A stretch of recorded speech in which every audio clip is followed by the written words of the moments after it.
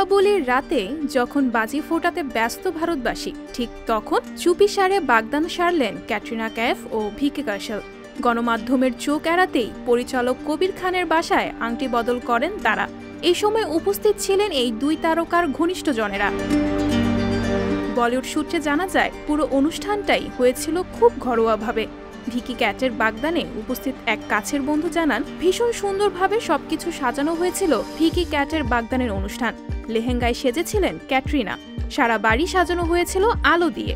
ভিকি ও ক্যাটরিনার সেই কাছের বন্ধু আরও জানান, দীপাবলির সময়টা এমনিতেই বেশ শুভ, তাই এই সময়কেই বেছে নিয়েছেন ক্যাটরিনা ভিকির পরিবার। গোটা অনুষ্ঠানটা দাঁড়িয়ে থেকে হোস্ট করেছেন কবির ও মিনি।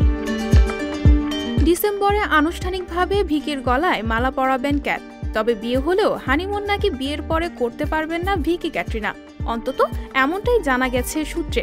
একদিকে ক্যাটরিনার টাইগার 3 এর শুটিং এর কিছু অংশ বাকি রয়েছে, অন্যদিকে ডিসেম্বরেই নাকি শুরু হবে ভিকির শ্যাম বাহাদুর বায়োপিকের শুটিং। এই ছবিতে ভিকিকে দেখা যাবে শ্যাম মিনিক্ষর চরিত্রে।